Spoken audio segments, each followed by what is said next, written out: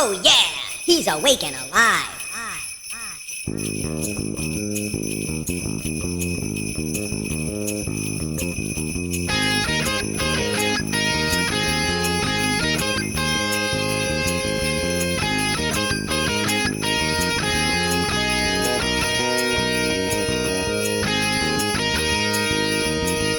It's the 40-Year-Old Boy Podcast with your friend Mike. It's the 40-Year-Old Boy Podcast that you like, 'cause it's free. Here he comes now with Lily Matchko. It's gonna start. Hey, what's happening? Mike Schmidt, 40-Year-Old Boy Podcast. It is, dudes, look, I am ready to just bang my head through a fucking wall, because guess what? Yeah, I'm on the phone again. I'm lucky I have this device, quite frankly, because if it wasn't for this phone, you wouldn't be hearing from me. You wouldn't be talking to me. You're not talking to me now. Perhaps you're just shouting at the iPod vagina, hey, dude, why are you still on the phone? Well, I wouldn't say still. I wasn't on the phone last week. I haven't been on the phone for a few weeks. It is 1 in the morning on Wednesday night, Thursday morning. And I've, look, I went to Lily's house today to record, and I got there, and some of you may or may not know that we've been having some audio problems with the show. I can tell you who did not know that, me. I had no fucking idea, quite frankly, and neither did Lily, because everything seemed to be fine in the Audacity tracks that we had. Everything looked good. There was no glitches, no blips, no beeps, no blops, no blurps. Actually, there was a blurp. I apologize. But we just thought, you know what, that was one blurp. The people can handle one blurp, right? Right? Of course. By the way, I'm doing this at 1:15 in the morning in my apartment, and it's completely quiet because everybody else is in bed, and my walls are really thin. So you actually might be able to hear Fox News coming from Lou the Racist Bartender's apartment, because it's blaring through, because his television is always, I mean, even all night, it's cranked up, and I don't know how he sleeps like that, or if he's just in another room. I can't figure it out, but I know I don't want to go over there and check, especially the fact that he's watching Fox News. What am I going to do, go over there and go, hey, Sean Hannity's too loud? It wouldn't matter if the television was on 1, like the volume. Sean Hannity would still be too loud. He should always be on mute. Just looking at that guy, you know what his opinions are, and you know what he's thinking, and you know what he's saying, so you don't really have to hear him talk, do you? I don't think you do. Here I sit at my desk staring at my LA Podfest laminate on a lanyard. I like to keep my laminates on a lanyard. So we've been having audio issues with the show. Case in point last week. And some of you wrote me, and thank you. I appreciate it. Lily caught it when she was putting the show together and putting it up. But the thing is, last week, there was no way to re-record everything. I was not there. I wasn't going to go back to her house because she mixes at, 11, 12 at night. So I couldn't go back and record, the first 15 minutes of the show. And then it happened. There were some dropouts throughout. It was just a fucking mess. And, you don't have to write Lily and say, you should do this, you should try this. It's just, here's the problem. Our laptops are fucked. And by our, I mean mine and hers. Because otherwise, I had a friend come in and put a home studio in my house. A home studio. He put Audacity on my computer. He gave me, I bought a microphone. He showed me how to do stuff. Just in case. Because you remember a few weeks ago, Lily was unable to do a show. So then I wound up at the Never Not Funny Studios hiding behind a table, hoping Pardo wouldn't yell at me, even though he wasn't there. Just the ghost of Jimmy Pardo would have showed up and pointed at me and said, wish you a lot of luck with the show. But yeah, so anyway, I don't write Lily. Her machines are fucked. She has one machine that is, that's the newer machine, and that's the one that she's had to hold the audio jack in to make sure that it recorded. And then she actually had to use an older machine the last few weeks, and by older, I mean the oldest. It's not even an Apple, it's a Raisin. That's how old this fucking machine is, quite frankly. It's so old, here's what happened. I was recording on it, and a black and white marathon runner ran into the room and threw a hammer through the screen of the laptop while I was talking. That's how old it is, folks. But we've been using it. We've been trying to get along with using it. And, every week I have to send her theme music, things that she doesn't have on the computer because she's unfortunately, and then Apple formatted her stuff and fucking boned her and took all of her stuff away. I don't know. All I know is I feel so bad for Lily because she's dealing with all of this on 2 fucking machines. Then I go to her house to try to record a show on a Wednesday, and I'm unable to do just that. So today, we had the audio problems last week, but then today I went to her house and I was like, what do you think? And she goes, well, we don't know until we try. We hear it after the fact, we see what's going to happen. And so I went to her place today to record, and we hung out there, and then I started to talk. And I talked about some stuff, and I was funny. Not going to lie to you, I was very funny. I can't remember anything I talked about. I do remember saying this. I was talking about the audio problems, and I said, so that's why this week we're just going to turn our microphones over to Seth Rogen and James Franco, and they're just going to play the interview instead of my podcast. But as I'm talking, and here's the thing, I talked for 45 minutes at Lily's house. 45 minutes. And finally, we had to stop down, and we went to save, and then she listened back, and we were at the 45-minute mark, but right around like the 28-minute mark, this buzzing had started. She listened back a couple minutes, she heard buzzing, she went back and heard more buzzing. She went back to trace it as far as she could. And she went back to like the 28-minute mark and it was still buzzing, and I think she even stopped looking at that point because, it could have gone back further. And the thing is, it may have gone on for the first like 3 minutes. It may have not gone on for the first 7 minutes, but then started from minute 8 to minute 12 and then stopped again. We have no fucking idea. I do the show in real time, and then she listens to it when she edits it and puts it up later. And then it's too late to fucking do anything about it because I'm gone, man. What's she going to do? She's already had me at her house once. She doesn't want me there a second time to go in and re-record jokes that I had talked about earlier. I don't, it's just a whiff. And that we love to do the show, and I love to bring you new content and do the best that I can. And that's why I'm here on the phone talking now. Because we're going to do, we're running a show. It was funny. I called David to talk to Max. I finally, once we had to scrap 45 minutes of audio at Lily's, her machine wasn't going to work. We knew it. And I said, look, I don't know what we're going to do here. And she said, neither do I. And I said, all right, let me figure it out. I said, I'll tell you what we'll do this week. I said, I'll record some phone stuff, and then we'll run an episode from the past, because we do have an extensive back catalog that we can tap into. And I said, I'll send that to you, and then you can build the phone stuff. And Lily was just like defeated, because again, it's not her fault. It's her machine. The mouse that lives in the wheel inside of her machine just decided to stop fucking running, and there's nothing I can do about it. When a mouse quits on you, what do you do? Fire it? I can't fire that mouse. There's no other mouse that's going to come in and take its place. Each computer has its own individual mouse, and that mouse runs in that individual wheel. You can't put a square peg in a round hole, and you can't put a foreign mouse in an unforeign wheel or a different wheel, whatever the fuck. All right, so the bottom line is, I told Lily, I said, just relax, don't worry about it. 'Cause she was she was almost like catatonic. She's just staring. And she's like, dude, I can't help it. I go, I know, it's not you, it's the machine. So don't write her and tell her, oh my God, you should do this, or you should try this, or, because what we should try doing is getting a new fucking laptop. So then I come to my house,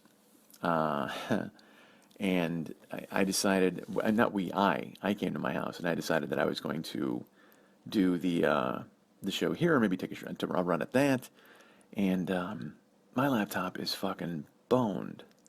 Here's how boned it is. I hooked up my phone because I wanted to record on my phone like I'm doing right now, and my phone was full of audio and photos and stuff because I have not synced it to my computer in 2 months, 3 months, because the laptop has been screwed up, and I didn't want it to chance it erasing everything on the phone. Look, dude, I'm old. I'm an old man. I've become that person who's scared of like computer viruses and things happening because I don't want to lose all my stuff. And my laptop is absolutely all my stuff because my desktop was something that my ex-wife used. She had a whole bunch of stuff on there and whatever the fuck, and I've had to get rid of that. But on mine is all my music and my videos and my artwork and the artwork for the show, whatever. So I don't want the hard drive on this to crash, so I've been here's how bad it is. Like, I don't even bring it on the road anymore. If I go to Jill's house, I leave it at my house because it's not going to work. It runs so slowly, I don't know what to do. But today I had to take a chance, so I synced my phone. And those of you familiar with the syncing of the phone, you may do it with your Androids. I don't know how those work. What, do you plug something in, or you wave a wand over it? I have no idea. But I do know that with the Mac, all you do is you plug in your phone and the iTunes comes up and everything gets synced. So I did that, and to sync my phone, It took an hour and 25 minutes just to sync my phone because my laptop was so slow. And I sat here staring, waiting, because at that point it's in the middle of it. You don't want to stop syncing because I don't know what the fuck to do, and I got to empty the phone anyway, so I have room to record these. And boy, when you hear this and you're listening, aren't you thinking to yourself, thank God he cleared the phone out so he could record this, because this is brilliance. Thank God he was able to catch this moment in time. So I sat here and stared at my laptop, and now finally it synced a little bit. So I was able to clear some stuff off, and I have room to record this. So we're going with, so I talked to Mex. I got home and I talked to Mex. I'm like, dude, I don't know what to do here. And we were trying to debate the artwork because I wasn't sure what episode I was going to use. And we started talking about technology and how it gets in the way. And we've done other technological ones. There was a one where like a computer and a phone had beaten me up with baseball bats. And we pitched a few ideas back and forth.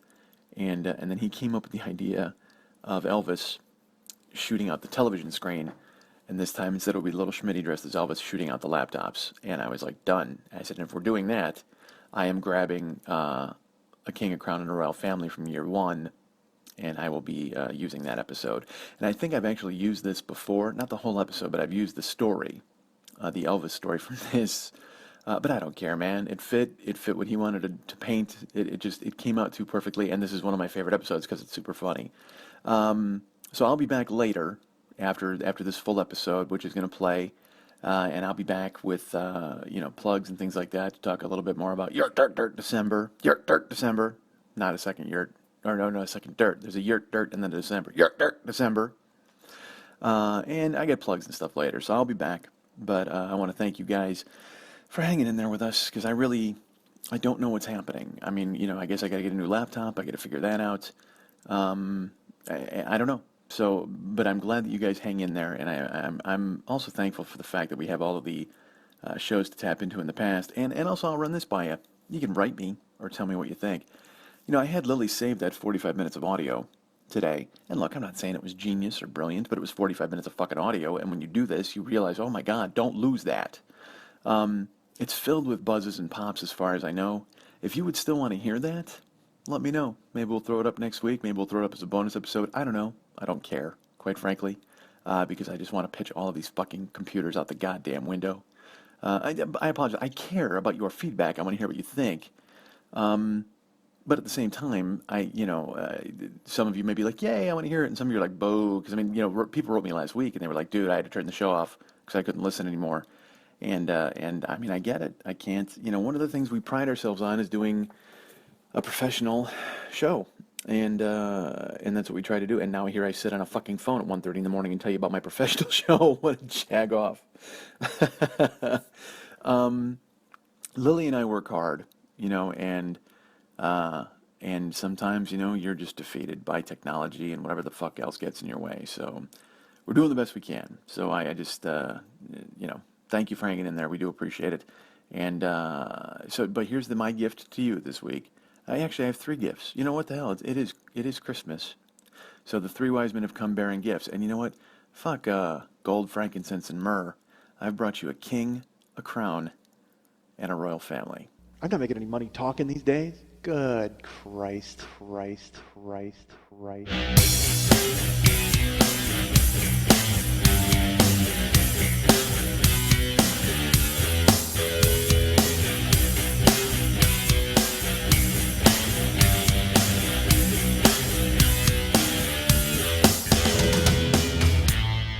I'm a dick, folks. I'm not going to lie to you. Still am. I guess I am a decent guy because I'm a fucking jerk. And I'm not a jerk. Apparently I'm a dick. I'm not an awful guy, but I've done so much ridiculous stuff. Man, I'm an awful guy. Hey, what's happening? 40-year-old boy podcast, Mike Schmidt here. Second start. That's right. Second attempt at this podcast. Did it a few minutes ago, called the whole thing off, was ready to give you a truncated podcast, a 5-minute podcast you would have gotten, folks. I said, you know what, that's it, I can't do it. I can't do no more, I said, as Barry Sobel would, and I threw up my hands and I stormed away. And then Lily Von Stubb convinced me to do it. But she's very busy these days, folks. She's got a lot on her plate, and then Fatty comes over and says, let's do a free show and take up all of your time on a Tuesday night. That's right. I said a Tuesday night. Normally I do taking up all of her time on a Wednesday, but again, very busy life for the Von Stupp family, and so she has decided that she cannot possibly accommodate me on Wednesday this week. So here I am, and it's a nighttime record. I think we all know how bad I am at night, folks. Just ask my wife. She'll tell you. Ha ha! Guess what? That's a sex joke and a lie because I'm great at the sack. All right, so it is 5 minutes after the hour, 5 minutes after 7 o'clock, 7:05, folks, on the West Coast. Pacific time. It is Pacific time, I think. Pacific Mean Time. Greenwich Mean Pacific Time. I don't know how that works, but I know it's 7 o'clock. I can see it right in the microwave. And I am coming to you live from the Lily Von Stupp abode. Weird week for me, folks. Here's what Mike Schmidt did today. Mike Schmidt's your friend. He's hosting the show. Hi, that's me. By the way, a different beverage today. Can you hear that beverage? Lemon Propel. Yeah, that's right. My contract has expired with the Black Cherry people. And I said, you know what? I'm going to give Lemon a day in court. That's a lie. I did Lemon. Here's why. Because we went to 4 different Ralphs. Ralphs is an organization out here that sells food. It's an organization? That seems weird. It's a grocery store. It's a secret organization. You go there, you got to wear a hood and knock 4 times. They let you in the door. So I go to Ralph's, and we went to 4 different Ralphs looking for Black Cherry Propel. They're out. And now I fear that maybe Propel is on its way out or Black Cherry is being phased out, but it can't be because Black Cherry is the only one that anybody fucking drinks. When I go to the store, it's always gone. I always have to they got to go to the back and pull out like a hand cart and a pallet. And again, it's a mystery. I got to wink 3 times and give them a high sign, and then they sell me my Black Cherry Propel. It's like it might as well be heroin in a bottle for all the fucking hoops I got to jump through to get this stuff. So, but now we went to 4 different Ralphs and they've exhausted their supply. All the shelves are empty of that, but of course they've got fucking horrible kiwi, which I wouldn't use to polish my silverware, to be fucking honest with you. And berry, I don't trust berry. It's berry flavored, which means it can't decide. Fucking choose a berry. All right? I don't want be strawberry, there's blueberry, there's raspberry, there's gooseberry. There's snozberries, as I think Willy Wonka taught us all. And I think it's just an unholy compendium of all of them in one bottle to just create berry. And I got to tell you, I'm not on board with berry. It's gross. I'm not a fan. Pick a fucking berry and maybe I get on board, but otherwise I'm out. So I see, because Black Cherry, there you go. If it was just cherry, I'd be like, yeah, are we maraschino cherry? Are we, like black cherry? But now it's Black Cherry. Boom, I'm down. Who's the cherry that won't cop out when there's danger all about? Black fucking cherry. You're damn right. So that made me laugh. So Black Cherry is out. So today Lemon. So here's what they did though to entice the former Black Cherry buyer, known as Mike Schmidt. They got a whole shelf of lemon, 50 cents. 50 cents a bottle. How do you pass that up? Honestly, I don't. Kiwis. I might have even bought kiwi at 50 cents a bottle. I might have been talked into it. But no, it was lemon and it was 50 cents. But that's a lie. I wouldn't have bought kiwi for 50 cents. Here's why. Because they have peach and grape and all these like weird flavors that don't count. But again, I will drink lemon and I drink Black Cherry. Black Cherry is like 95%, but 5% I go lemon. And a 50-cent lemon, that bumps it up to 10%. And so I immediately scooped them all up off the shelf that they had, which was only like 25 of them. Which, if you do a little math, folks, I coughed up $12.50 in Lemon Propel. Yeah, that's right.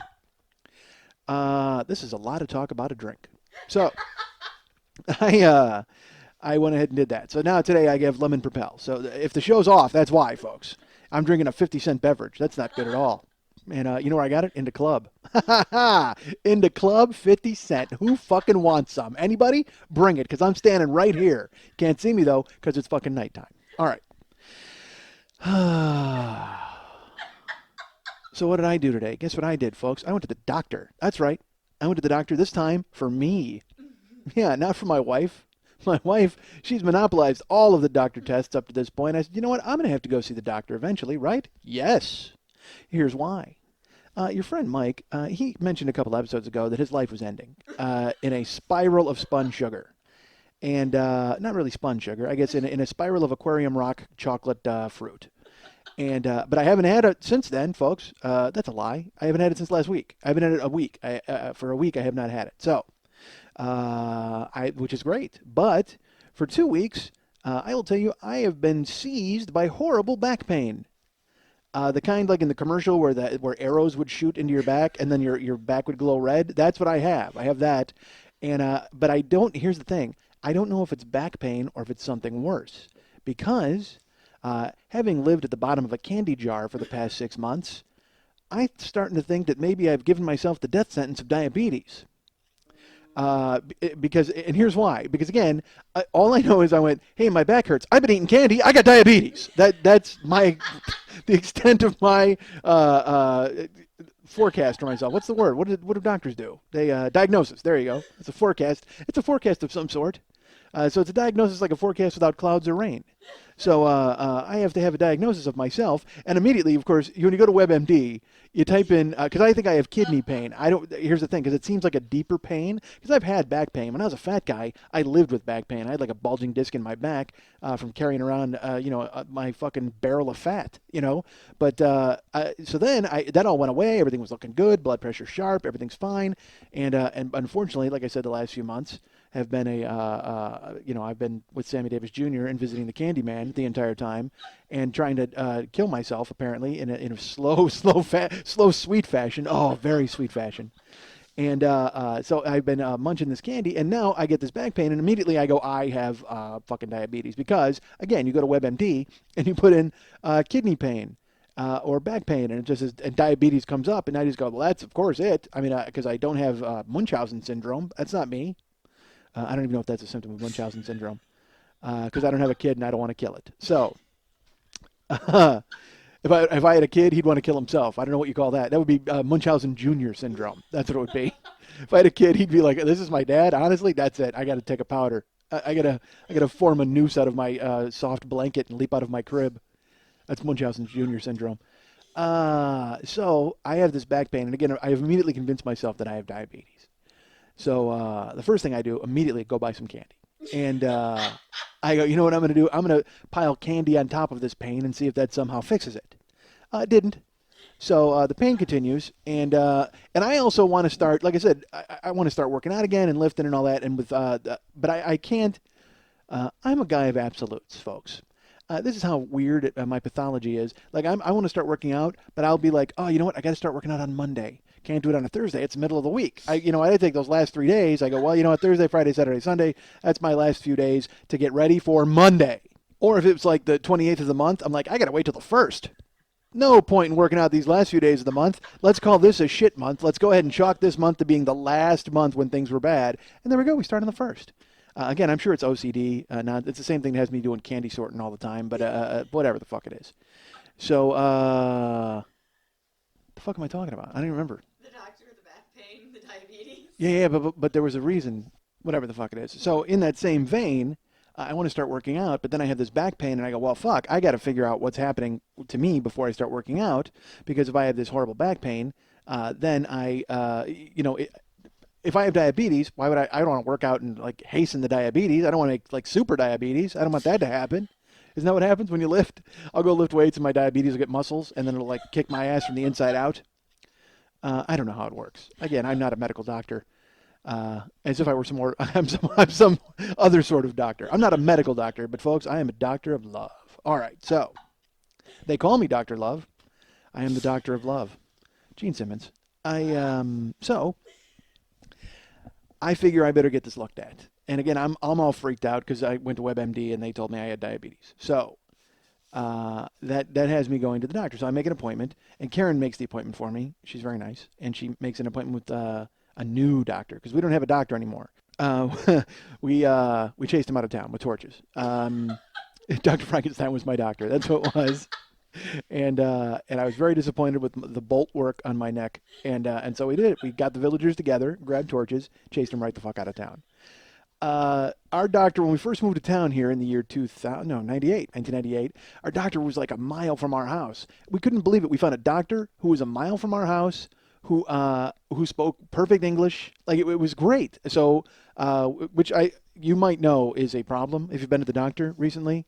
Because a lot of doctors are from, because Americans are very concerned with doing other things like, chasing celebrities with cameras. So none of them are going to medical school anymore. And if they do go to medical school, they want to like suck fat out of people and build bigger tits. So all of these foreign people are taking the better doctoring jobs and doing a fantastic job with it. It's just, you start to wonder whether you need to see an ear specialist because when you speak to them, it's very difficult to understand them sometimes.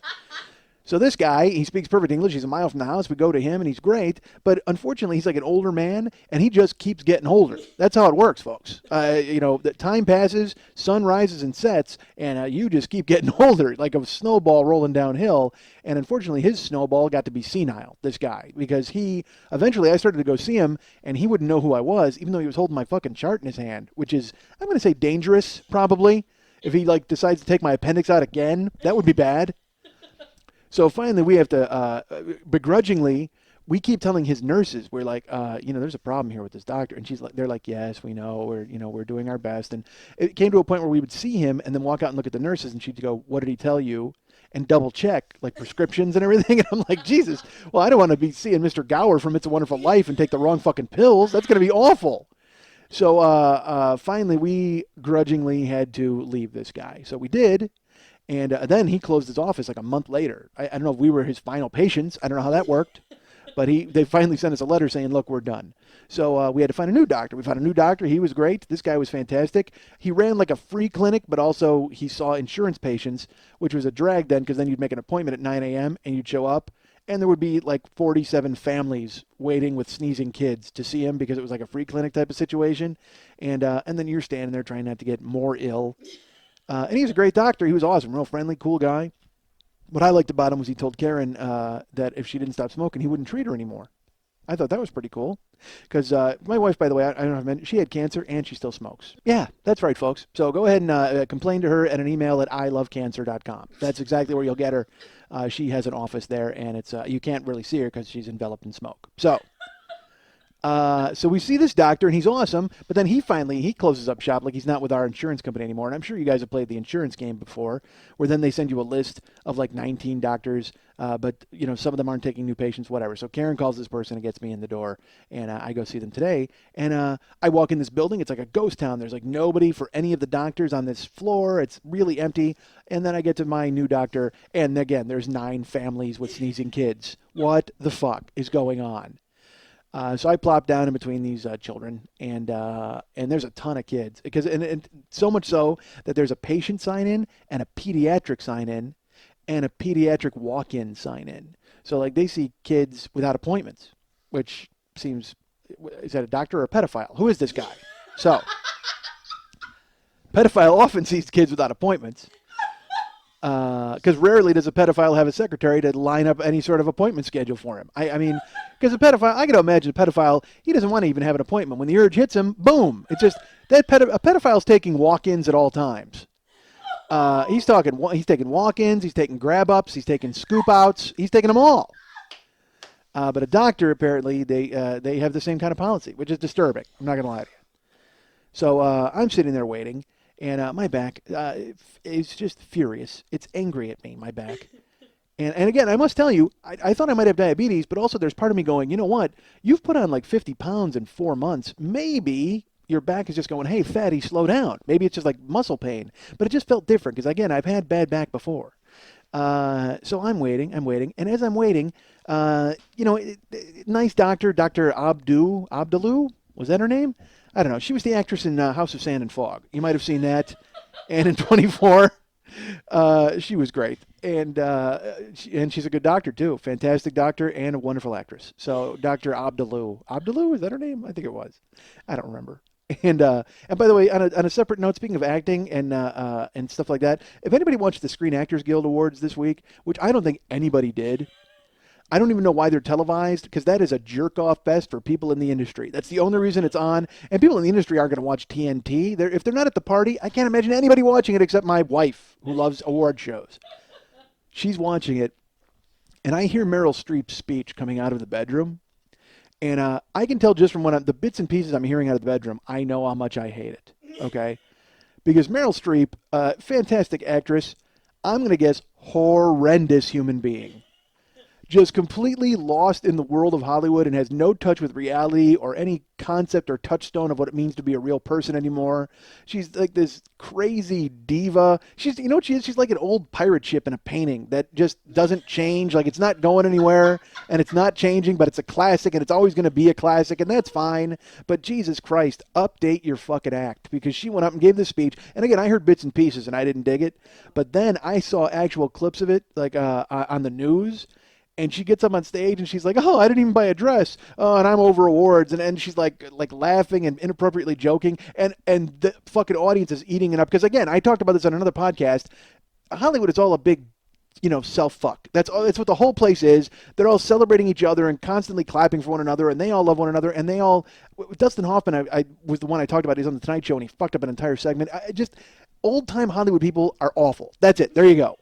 They're because they live in that world of actors and a world of pure imagination. Again, with the Wonka. I've got a lot of Wonka today.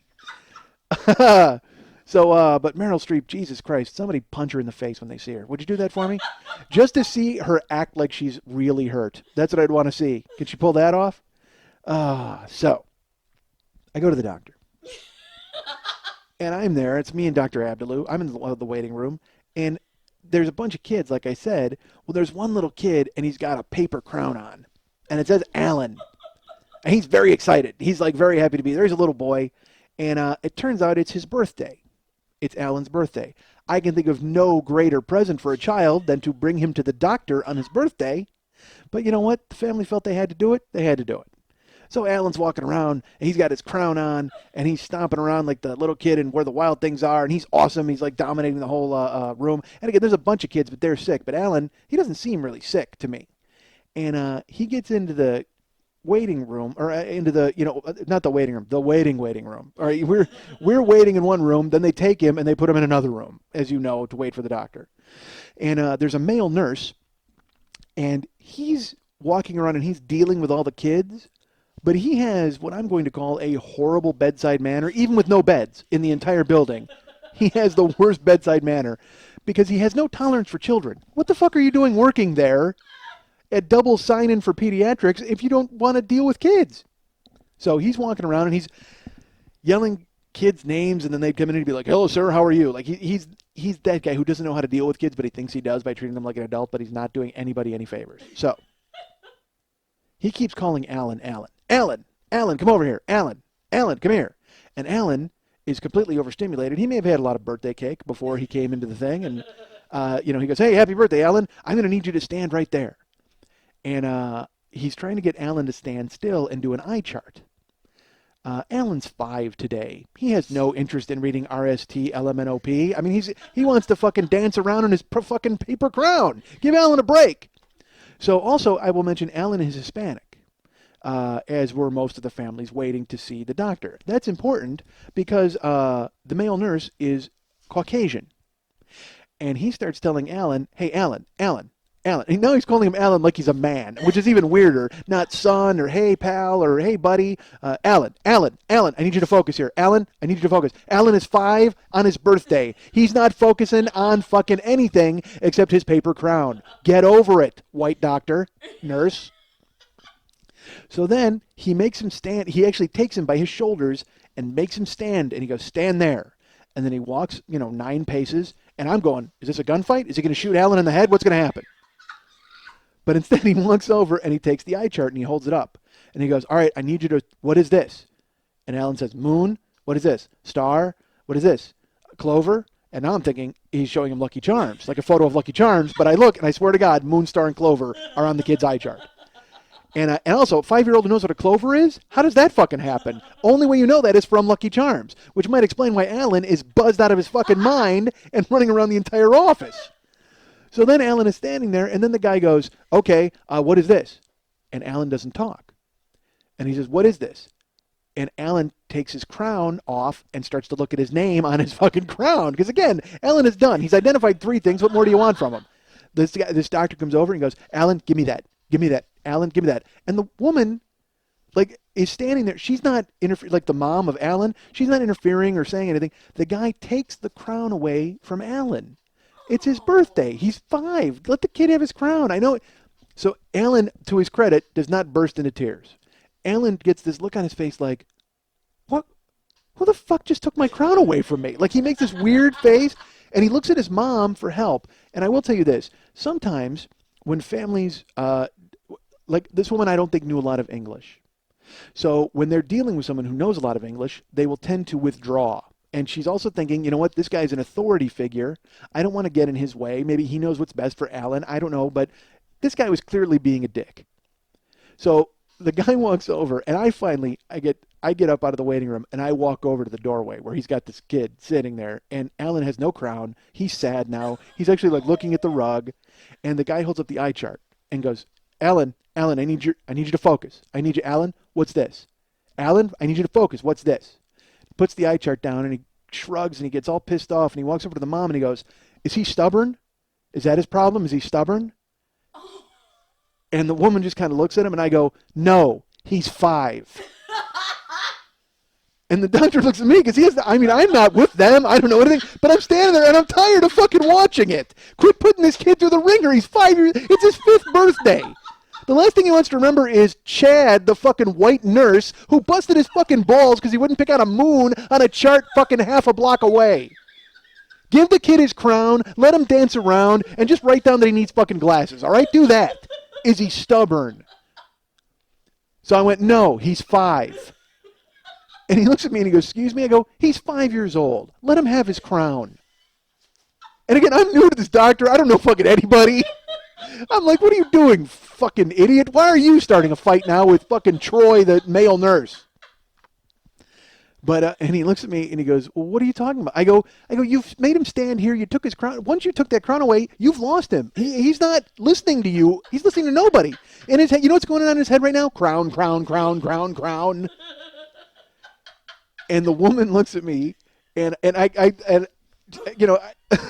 said, because I said crown, crown, crown, crown, crown, and then I'm like, what are you doing? Stop.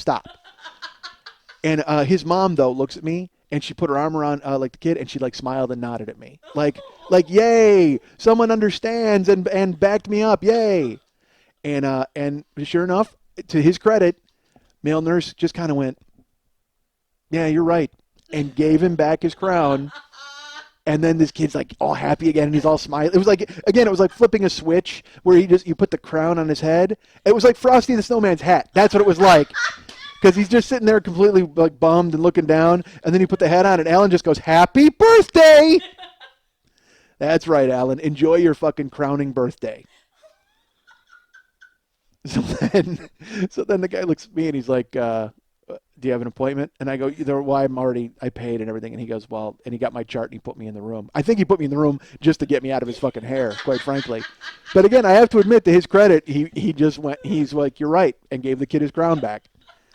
And again, stupidly, holding the crown and the eye chart going, focus. Focus on what? He's looking at your hand with the crown in it. He's just staring at the crown. He can't believe this kid, he had to abdicate his throne to do an eye chart. He's furious. He can't believe that there's been this horrible coup and the king has been overthrown. Is he stubborn? No, he's 5. Jesus.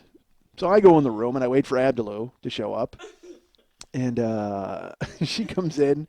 And it was great because, I know I'm busted. And I said to her, I go, yeah, I had gastric bypass. And I've had back pain now for like 2 weeks. And I'm wondering if I might have diabetes because, honestly, for 6 months, all I've done is eat candy. She's like, what? I said, yeah. I said, I haven't seen my doctor since last June. So that's about 7 months. And the reason I haven't gone there is because I know he's going to kill me because I have completely gone off the rails and stopped, and I've been an idiot for 6 months. And she gives me the doctor face. And I go, don't give me the doctor face. I know. I said, believe me, I completely understand it, and that's why I'm here, and I just need to find out if I have diabetes or not so I know whether or not to jump off a bridge. So she goes, well, she starts, and then she gets a little hammer out, and she starts like poking around my back, and she's hitting me, and she goes, well, are you thirsty all the time? And I go, no. I have no other symptoms because I went online and looked. I don't have frequent urination. I don't have a lot of thirst. I don't have swelling or any of that nonsense. I just have back pain, but it just seems like a weird type of back pain. She starts probing around. She goes, you might have a kidney stone or a gallbladder stone. I go, well, I don't drink any milk. I haven't had milk in like 2 years. She's like, She said, well, do you, how many, your vitamins that you're taking, how many are you taking? And I said, I stopped taking my vitamins about 7 months ago. And she goes, what? Because I'm supposed to, folks, I'll tell you this, because I don't get to eat as much as I should, or certainly eat as much protein or any of that. I'm supposed to be taking like a 1-a-day vitamin and a B12 supplement every single day for the rest of my life. I'm supposed to be taking them. And I haven't taken them since June.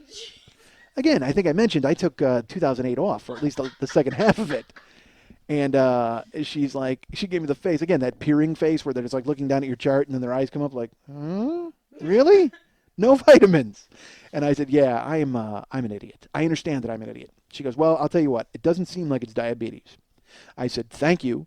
She goes, but we got to do like, a blood test where they got to run through all these different things. And then you got to piss in a cup when you come back in 2 weeks, and then we'll figure it all out. And then we'll go from there. And then we'll figure out what you've been doing.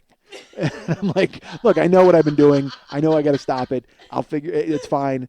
And I'm like, you don't have to call my other doctor, right? Like all of a sudden I'm 9 years old in the principal's office again. We don't have to get my mom involved in this, right? Because God knows I don't want to eat a right hook at 9. And he's like, no, that's, oh, by the way, I talked to my mom. Well, I'll get to that in a second. So she's like, all right, well, no, I'll, let's get this squared away. And then, we'll make an appointment with Dr. Tovar and get you back on track. And I said, all right, good. So that's fine. So I have back pain. I don't think I have diabetes, which is good news. But I do know I have an enemy in Carl, the nurse, who's not happy with me. I just picture him, just because he's dealing with kids all day. And I understand that's got to be frustrating. But you know what, then? Don't take the gig. So that happened today. That was good. So I don't have diabetes. Yay, I don't think. I don't know, I got to get blood, and then we'll take that next step. But it doesn't matter because my back still fucking hurts. All right, so, but that's okay. I'll get to the gym, stretch it out. Everything's looking good. I'm going to do some curls. Yes, folks, I remember what those are, curls. That's how I would start out my workout. I would show up. I'd do 100 curls with a 50-pound bar before my workout, and then go work out. God, those were good old days back when I had money to train. All right, so talked to my mom finally. My mom heard the show, and she's got her iPod. She got it all straightened out, and I wind up calling, and she's like, "Hi," and I go, "Yeah, hey," and I go, "What's going on?" And I played it off like nothing was wrong because I wasn't sure if anything was wrong. Like I still didn't know if she'd heard it or not, And she goes, "Listen, I got my iPod working." And I said, "Yeah." She goes, "Yeah, and I heard that show. That show. That's even better. Like, it's not even like my show or your show. I heard that show." I go, "That show?" And she goes, "Yeah, your podcast." I go, "Oh, okay, good." That's what I said. I go, "Oh, okay, good." And then she's quiet, and I go, "It is good, right?" She goes, "Listen, I don't give a shit what you say about me." Now, listen, when somebody says that, folks, you know what that means? I don't like what you said about me. She said, "I don't give a shit what you've said about me, but let me tell you something. What you said about your sister-in-law, Michael, that's terrible." I said, "What did I say about my sister-in-law?" She goes, "You said that, like, she's pregnant because obviously they don't own a chair." And I said, "Yeah." I said, "That was funny, right?" She's like, "Why would you say something like that?" I go, "Mom, that's a joke. What are you saying?" And she's like, "But that's just awful." And then, the things you said about Vicky, like what you said about Vicky, aren't you afraid of getting sued? Sued? Who's going to sue me? I'm an idiot with a free podcast. And I said, I said, well, no, I'm not really worried about getting sued because if anybody's listened to the show for any length of time, they realize I have nothing to take. You know what you can take that I've just recently acquired? 45 pounds. How about if you have that? Enjoy it. I'm happy to hand it over. But then I talked to my mom some more, and she got very upset. And my mom was upset because apparently what she said was, I just don't want to see you fall out of favor and stop talking to people. Because I told you, I have 4 brothers, 2 of whom I speak to, 2 of whom I don't speak to. And those 2 that I don't speak to also don't speak to my mom. And so my mom was saying that she started to get choked up, and she's like, "Look, I just don't want to lose to lose you, and then you're not talking to them, and everybody's not talking to everybody again. And I said, Ma, don't worry about it. I go, as a matter of fact, Glenn, my brother Glenn, listens to the show, who has a baby on the way. I go, so it's fine. And I said that to her, and then silently in my head, I went, you haven't talked to Glenn in like 4 months. I hope things are fine. Because Glenn listened to the show when I talked about his big bag of porn, and he wrote me a note, and it was just like, hey, I heard the show. It was very funny. No, or something like that. But then I talked to him on the phone, and everything seemed okay. We're fine. He's good. And but yeah, I haven't talked to him in a while. I mean, I assume things are fine, right? Everything's fine. Folks, tell me. Yes, I'm sure things are fine. So I'm sure my mom is listening now. She might not be. She might be. Who knows? She might have just thrown in the towel after that first one. And I tried to explain to her, I go, Mom, look, I'm a comic. I go, I'm just goofing around. And I go, that's kind of, what and I told her, I go, what's funny? I go, one of my first shows that isn't like up online anymore was all about you. It was literally called M is For, because I started talking about my mom, and then just went into where I talked about my mom the entire time. And she's like, oh, I want to hear that one. And I'm like, well, unfortunately, it's not available. Which is what because I have a lot of people writing me emails asking where episodes 1 through 20 are. And they had to come down because storing them costs money, and a lot more money than I thought it would. Shockingly, every month. I got to pay every month to do it. So Lily and I were able to take them down. And actually, I have to take some more down because things are getting a little hairy cash-wise with the people online. So it just, whatever. But eventually, maybe they'll be available again in package form, wink. But I have no idea. So who knows? We'll see. So yeah, my family's still okay. My back is not. And I read this online. You know what I read? I said that Lindsay Lohan. Have you guys seen Lindsay Lohan lately? She is totally skinny. Like she looks like really thin, like crazy thin. Like she looks like. She looks hot. I mean, I'm not gonna lie to you. She's really fucking hot. But I read they said that she was surviving on candy and Red Bull.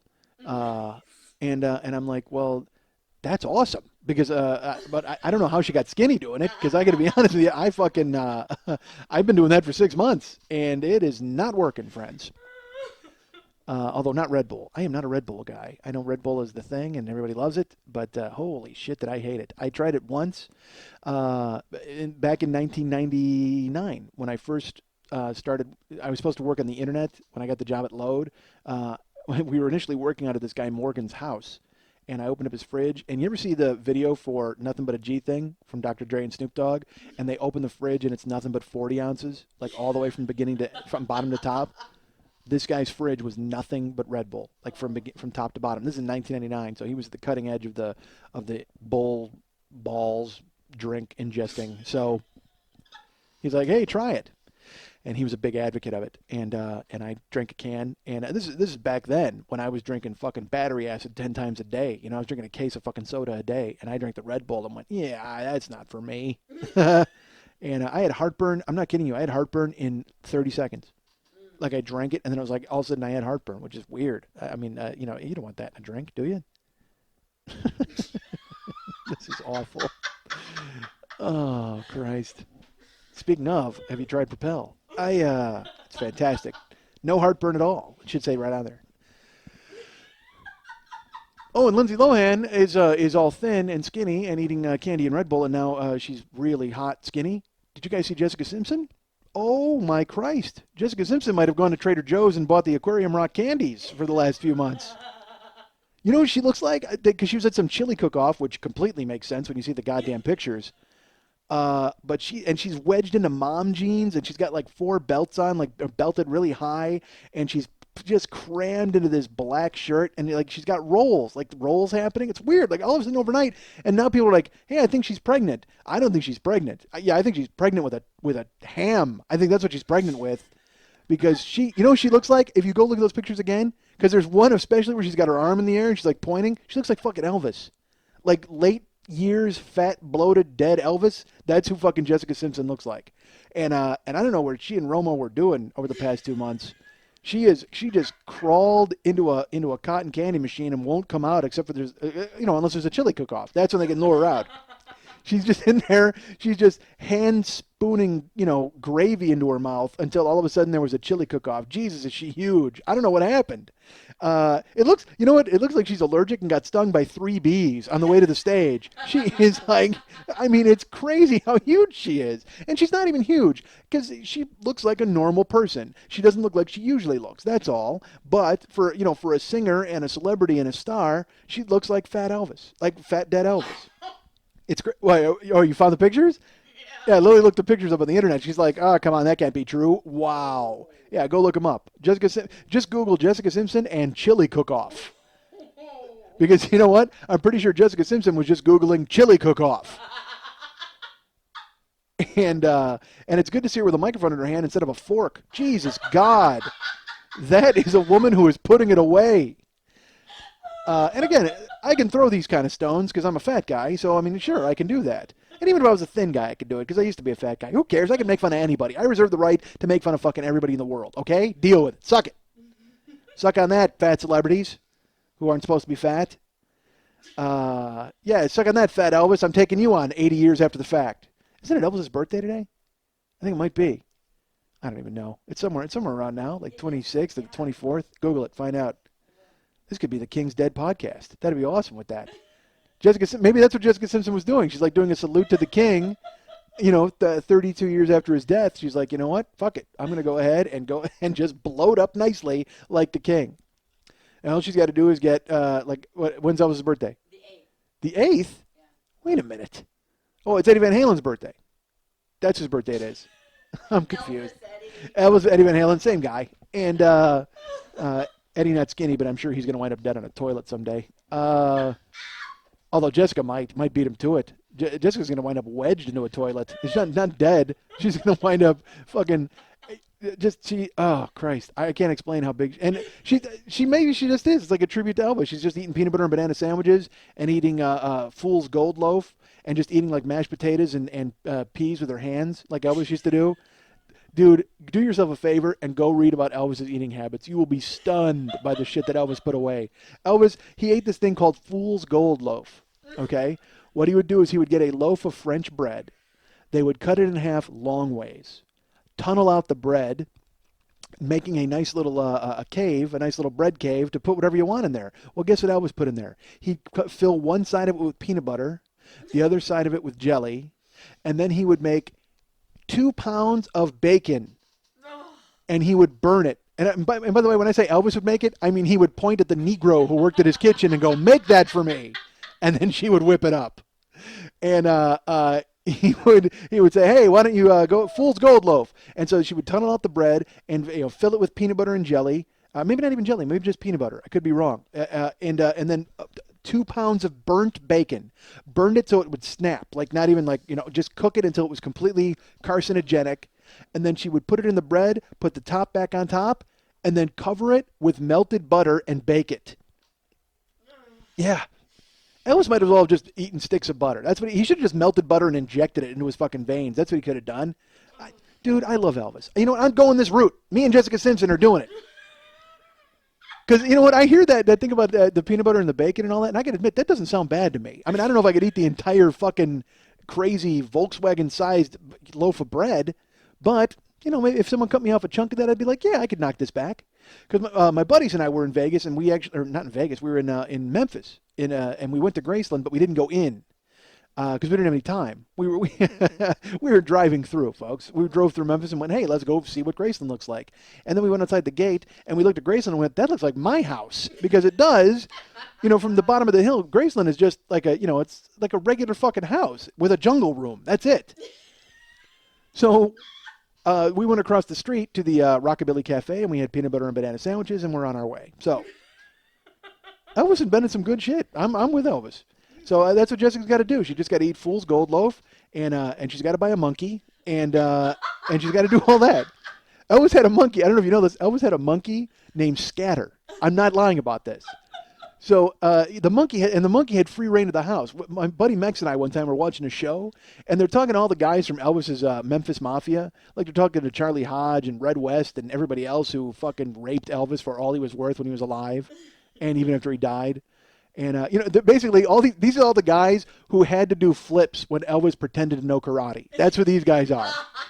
When Elvis went, hey, I'm gonna go practice my karate, Red West and they had to go out and go, all right, fuck, the king wants to do karate, and they had to pretend to fall down.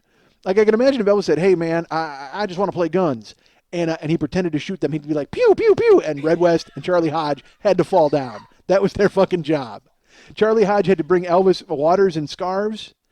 And he had to fall down when Elvis wanted to play guns. Unfortunately for them, Elvis wanted to play with real guns.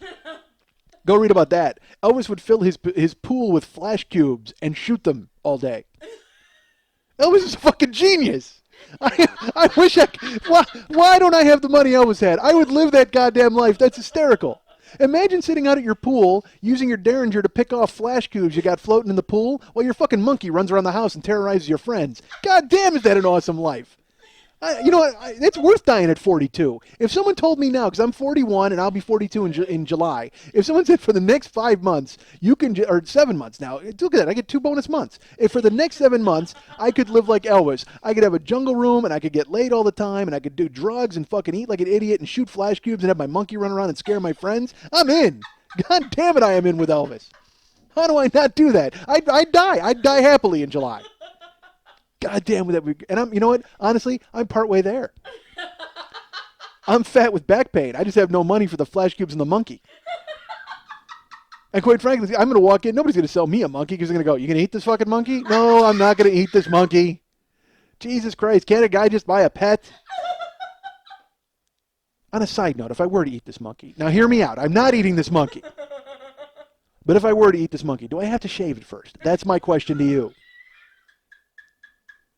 I'm shaving pandas. I'm shaving monkeys. I got it. I'm working it, folks. Shaving animals all over the place. I would live like Elvis. So when Mex and I are watching this show and they're talking about Scatter the monkey, and Scatter would run around and terrorize his friends, and they'd just be like, "Oh, say King, that's great, man. That Scatter gets to pull my hair and poke me in the eye. I love it." Oh, no, Elvis, that's not chocolate pudding. That's monkey shit from Scatter. He just he hopped in and threw a handful at me. Isn't that hilarious? Thank God, Elvis. You don't want to put a diaper on this fucking monkey? What is wrong with you, you jagoff? You don't say that because you wind up buried in the backyard of fucking Graceland next to Aaron. Really? We groan on Aaron? We groan on Elvis's dead twin who died in birth? Unbelievable. Who groans at that? He's been dead a long time. Let's all grow up. Elvis has his twin brother buried in his backyard. What a freak. How great is that? What a great life that you could just get away with doing all that. Your monkey running around scaring people. So Mix and I are watching the show, and they're talking about when Elvis died. And the thing is, they keep cutting to a reenactment. Like the guys are telling the stories, and then it's black and white reenactment, and they're showing it. And and then the somber music starts, and they talk about Elvis being dead, and they don't know what to do, and they're trying to figure out what they're going to, and Max and I are watching the show, and they're explaining that, and then it dawns on them, after they finally get the ambulance, they get everything squared away, they talk to Linda Thompson, they're going to figure out what's happening, and they realize they got to tell Lisa Marie. They have to tell Elvis's daughter that Elvis has died.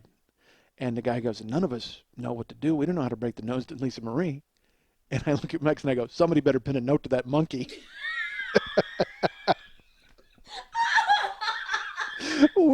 because the monkey's just running throughout the goddamn house.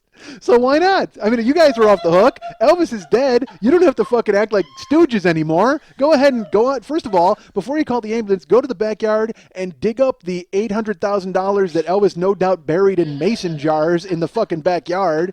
Be careful not to hit Aaron's grave. I know Lily will be very upset about that. But dig up the mason jars full of cash and then pin a note on the monkey and hope it runs into Lisa Marie. Oh, it was great. We were watching the show just laughing because we're making up, these idiots are just like, oh man, Elvis was great to us. There was one time he went ahead and he gave a car to my friend. Yeah, but you don't mention the 800 times you had to rub his naked ass because he was fucking passing out from fucking methadone. Terrible. So we just kept throwing in, but I said, oh man, somebody pin a note on that monkey. One of them had to say that, right? One of them had to have like the black humor to just go, shit, we've eaten Elvis's shit for too long. Somebody pin a note on that monkey. Oh, Elvis. What a great life. I don't give a shit that he died and his brother died and his business manager stole everything he had. The guy married like a 15-year-old. I mean, it's like, again, if Elvis lived now, he would not get away with anything. Like he would have to be like clean and jogging. But like back then, he could be this fat slob who fucked a 15-year-old, and then he's eating handfuls of peas. I mean, he was just crazy. He was a crazy person. He was a fucking jug carrying, barefoot, shotgun wielding, overall having hillbilly who happened to get money. That's exactly what fucking happened. And he got that money the way you would think an overall wearing, shotgun wielding hillbilly would, by screwing over black guys. That's exactly how he did it. That's the American dream of the American redneck. Hey, what if we screwed over these black guys and got rich doing it? There you go. Bingo. You got Elvis. And then he surrounds himself with a cast of stooges and gives them pendants. Oh, Jesus.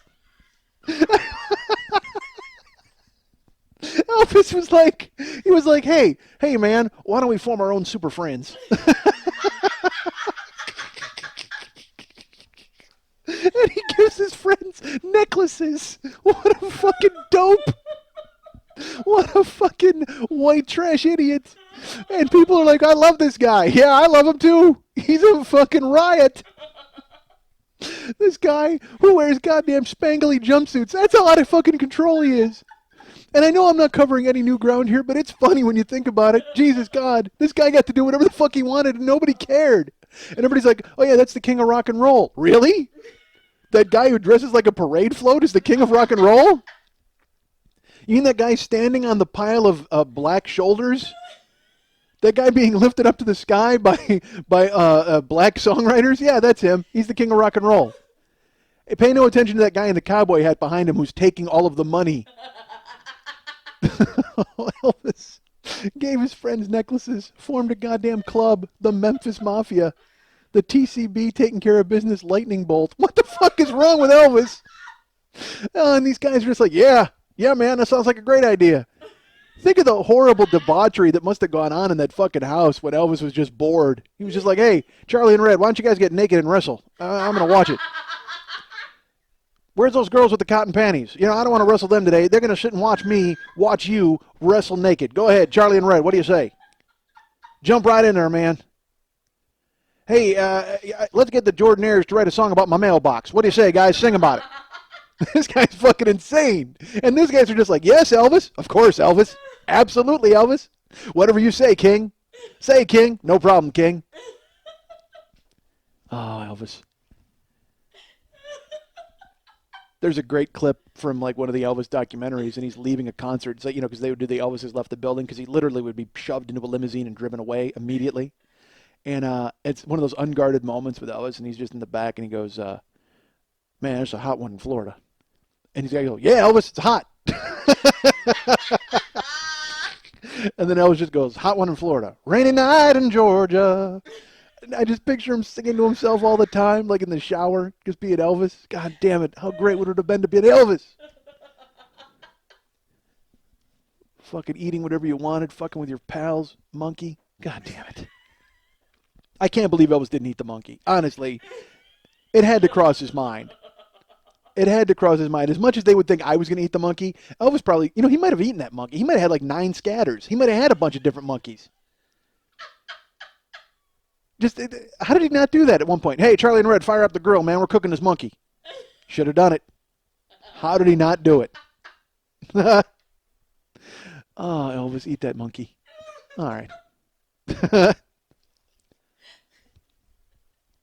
was reading this week about Obama.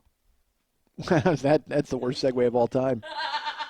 You know why I'm reading about Obama? He ate a monkey. Anyway, I read a story in Sports Illustrated. They were talking about he plays basketball. And they're saying that you could learn a lot about a person by how they play basketball.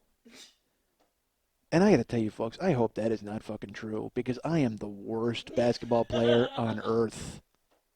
I am fucking terrible. And unfortunately, I have the plaque to prove it. Like, I had a game. I had to play a game, like a battle. We have my friend Jimmy O. We used to call him Stoolie, because he was so bad at basketball, he played like shit. So he was called Stoolie. So I, unfortunately, was just as bad, but luckily avoided the perils of a nickname. And then we finally said, let's have the grand championship of bad basketball, one-on-one, me and the Stoolie head-to-head. So we wound up playing at a shitty court, too. Like, I maintain that we were not at a good court, folks. So go ahead and I must tell you that. We played in, you ever go to, we weren't on a legal, like a regular basketball court. We were at, you ever go to a court, like you know how when you drive down a street and it ends in a circle, it's a court? Okay, does that make any sense? Like a dead end? We went down into a court, and you ever see when you go down there, and because it's a court and nobody's driving down there, people will put up a basketball hoop. So we played there. I don't think it was even a regulation hoop, folks. There was a lot of wind outside. I'm saying, you know what? I'm actually calling Jimmy O out right now. Let's go. 40-year-old men, let's battle a second time. And in a real court. Because I played him out on the street, and I got my ass kicked by the guy who's so bad at basketball, he got the nickname of shit. Stoolie. Jimmy O. Stoolzer. Beats me. I think he thumped me. I mean, I don't think I was even close. You know why? Because I didn't have Mike Scott and Mike Casey to, to go ahead and pin up the girls. Post up the girls. Pin up the girls? That wouldn't be good at all. So solo, forget about it. Like I said, I'm bad. And Jimmy O killed me. But then also, it was non-regulation basket. It was like too high. I think it was like 12 feet high. It sure seemed high. But I was not doing well. I did very poorly. So I'm hoping that basketball is not a way to judge a person's personality, because if it is, we've all learned that I'm not a good guy, but now I'm the worst guy who ever lived. And again, I can prove it with a goddamn certificate. It doesn't mean I don't love basketball. Jesus, I love to play. It's just I couldn't play because I was so fucking bad at it. When we were kids, oh, dude, you know what we used to do when we were kids? We would play. There was a place called Grand Slam, and they had 9-foot rims. So we would play like 4-on-4. All right, it was a small it was like a midget basketball court. It was like you could play full court 2 hoops, but it was only the size of half court. But there was hoops back and forth. You know what I'm saying? Like if you took a regulation basketball court and you cut it in half and you put a second basket at center court, there you go. Boom. That was your full court with 9-foot rims, and we would fucking play and just like dunk like machines. It was the greatest. And by dunk like machines, I mean everybody else would dunk like machines because I was a big fat guy, and that was not happening. But we would play at Grand Slam, and we would just be furiously dunking and posting up and pretending we were famous or good. And my buddy Max and Jeff, they're good at basketball, and they would be playing, and everybody get nicknames, and it was retarded and funny. So one time we're playing at Grand Slam, and I'm being guarded. When I'm guarded, I'll say I'm being guarded loosely because again, I'm no threat. So we're inbounding the ball at center at half court, and we go to bring it up. And I'm being guarded by our friend Kenny B, but he's maintaining a wide berth. Like he doesn't have to. He knows he doesn't have to do anything because I'm not going to hit any shots. And also the ball we'd play with was like a little smaller than a regular ball, so you could palm it. It was genius. We were pretending to play big boy basketball. So Kenny, we're coming in bounds, Kenny is kind of laying off me, so I see it. So I decide to, in a novel idea for me, run. So I run past him, and he cheats forward, so I get by him, and Max passes the ball. He throws a bounce pass to me in the lane. I grab it, and there's nobody in front of me. I go in the air, and folks, I'm not going to lie to you. I fucking cuff dunked it. I mean, because there's nobody in my way. I had a head start. I might have taken 9 steps. I don't fucking know. All I know is I grab, everybody has that moment in sandlot basketball or baseball they remember forever. I grabbed this one-hop bounce pass, put 2 feet on the floor, went up, and like windmill Dominique Wilkins fucking cuff dunked it. Boom! And I fucking... it was genius. I landed, and I did the stupid thing that you do when you land. I landed and turned around with a mean face, like, what? All I saw, I got up, and it was like, because you hear, when you dunk, you hear a noise, you hear, kung. So I got up, and I kung, and I land, and I turn around, and as I turn around, all of my friends are just Chinese fire drill running around laughing. Like just this crazy, like high-fiving strangers and making phone calls and raising banners. I mean, it's insane the celebration that occurs after I throw down this fucking windmill dunk. I go and I just turn around and I'm, you know what? Act like you've been there before, folks. So I land and I turn around just like, what? Like with this mean face? Like, yeah, that's right. I just fucking cuff dunked in all your faces, but I try to maintain that as I turn around, and all I just hear is, whoa! And people running around and doing somersaults. It looked like the Arsenio show. I mean, like everybody's doing somersaults and jumping around. And again, people in other courts are clapping. The phone rings. It's the president. I mean, he can't believe that this has happened. It was the most unbelievable celebration ever. I got to be honest, I don't even know if we continued playing. I might have just left. I may have just walked out of the building to my car and driven home. I mean, it was that crazy of a moment where everybody went bananas. Oh, it was the best. So we would play at Grand Slam, and then we would play at Mex's house. We called it the Mex Dome because he had this 9-foot rim in his driveway, and we'd be playing. And we would film the games. It was hysterical. So we would film the games, and we'd watch them back. We're idiots. So we're out there and we're playing hoop, and it was the greatest. Remember when you didn't have to do anything at all in your life? Remember when you could just play? Wasn't that great? Well, I still have that life, but sadly, my landlord isn't thrilled about it. So we would go and we would play at the Mex Dome every Saturday. We would get there at like 11 o'clock, and it would wind up, we'd have shifts of guys showing up, and we'd play all day, and then if we were lucky, by the end of the night, Dave's mom, Mex's mom, would make Mexican food, and we would just pig out, and we watched the videotapes of us, playing the game. It was awesome.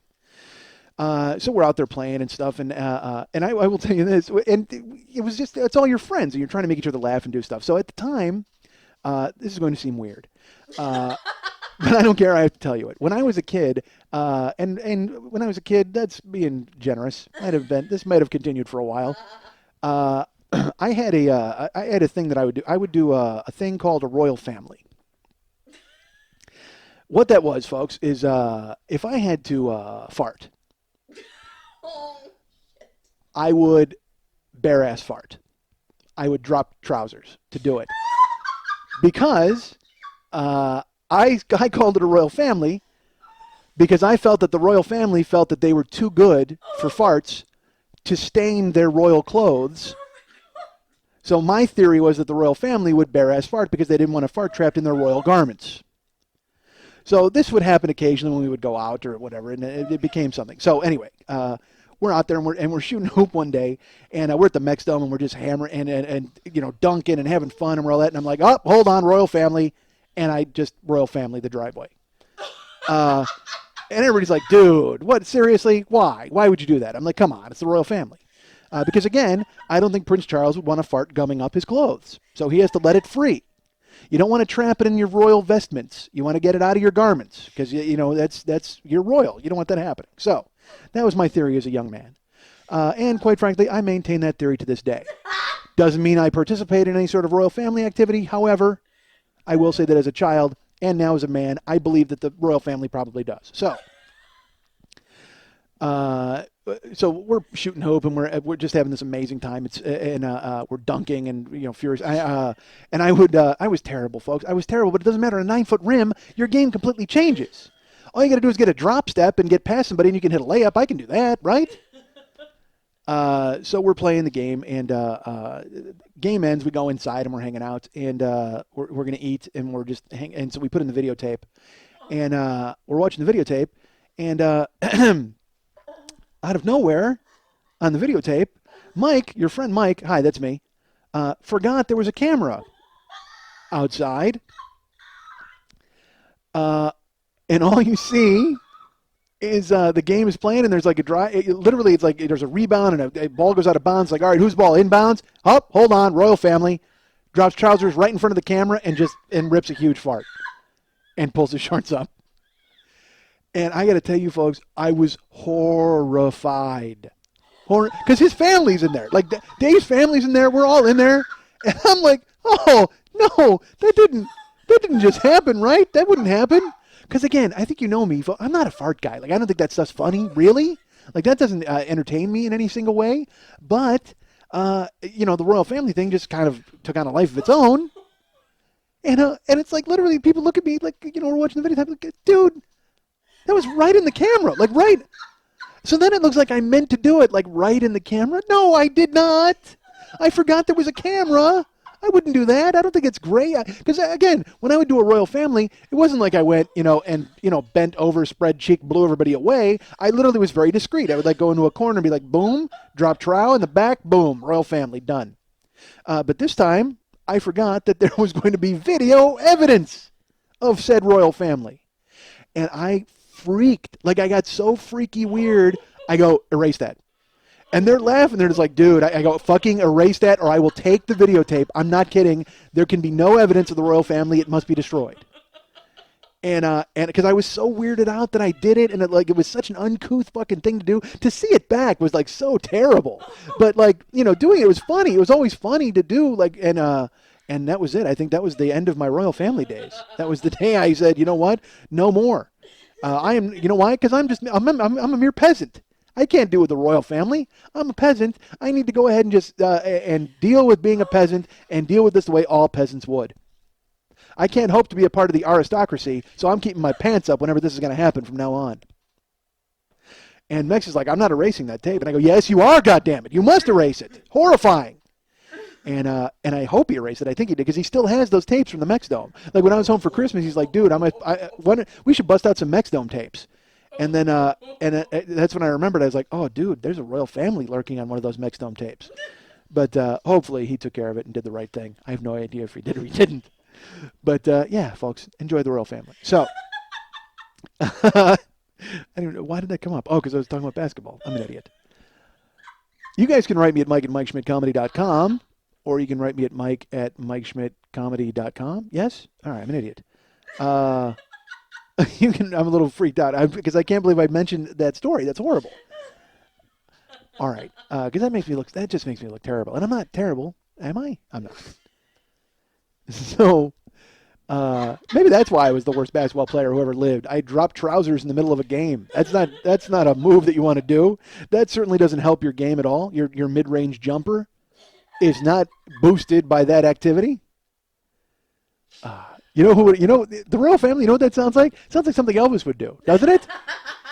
Like Elvis would zip out of the jumpsuit and pull it down and just fart in front of everybody, and they'd be like, "Ah, king, that's great, man. Say, that was fantastic." And he'd be like, "Hey, royal family, because you know what? I'm the fucking king." There you go. He is the royal family. And he's passed out necklaces to prove it. Elvis formed the Super Friends of Hillbillies. All right. So you guys can write me at Mike at MikeSchmidtComedy.com, and you can write me at Mike Schmidt Comedy. No, MySpace, right? MySpace.com/Mike Schmidt Comedy. There you go. Also, remember to go to ComedyFilmNerds.com because my review of Taken was going to go up last week, but then Taken didn't come out. So I plugged it on the show. I plugged it in all the things that I sent out, and then the movie didn't come out. And then I thought about watching it online because I found a website where you can do that, folks. I couldn't believe it, but I found a website where I went there, and it had The Reader and Revolutionary Road and Taken and Slumdog Millionaire. All these movies are online at this site. I was stunned to find it. But and again, it doesn't, you can Google it and find it in 5 minutes, but I was really surprised. I'm not going to lie to you. But I will say that apparently in China, they are very busy with the American films and putting them online. So go ahead and write me at myspace.com/Mike Schmidt Comedy. Go to comedyfilmnerds.com and learn about what I thought of Taken. That will be this weekend. And remember also I'm at comicsoncomics.com. And remember I did that interview at myspace.com/Laugh Riot Radio. And that's LAUGH, Riot Radio. If you listen to it, great. If you didn't, that's fine. I totally understand. And also, Lily Von Stupp, remember, she does a show every Monday night at the 3 Clubs, the Monday Night Tees show. And that's at Santa Monica and Vine. And that's every Monday night at 10 o'clock p.m. Go ahead and write Lily at Lily, Lili, at burlesque411.com for all the information. And go ahead and write her at Lily at burlesque411. Yeah, I was going to give your other one, but I shouldn't do that. Because that would not be good for anybody. All of a sudden I'm giving personal information over there, and next thing you know, I'm doing the podcast with an audience. How does that happen? What? Your terms and admission. Yeah, someone's going to pay. Sure they are. I'm a moron. All right. I did this whole podcast wearing a coat, folks.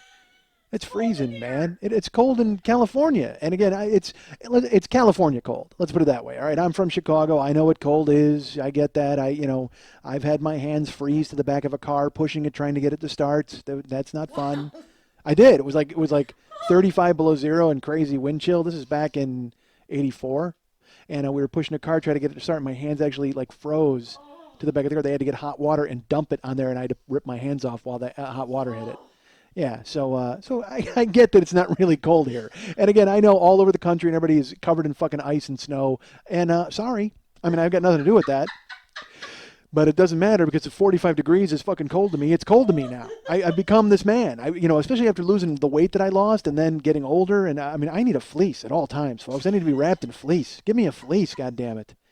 And it's funny. We were in a restaurant the other day. It was like it was nighttime, and it's free. It's cold here. Again, I'm wearing 2 coats, and a girl comes in wearing shorts.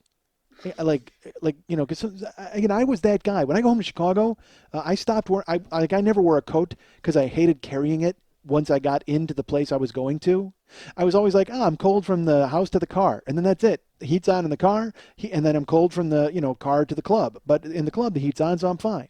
But now, fuck it. I'm wrapped in swaddling clothes at all times, like the baby Jesus. But I see this woman at the restaurant, and she's wearing shorts, and it's freezing. I mean, there's no doubt it's freezing. You can see her breath, and that's cold for California. And I'm standing next to her, and I'm about a foot. I'm to her left and a foot behind her. And it's a place where we got to wait for they call your number, and then you can get your salad or whatever. And I'm standing there, and I just leaned over and I go, "Would you like my coat?" And she goes, no, I'm okay, thanks. And I go, okay. And I took a step back, and I waited a beat, and I leaned forward and I went, would you like my pants? and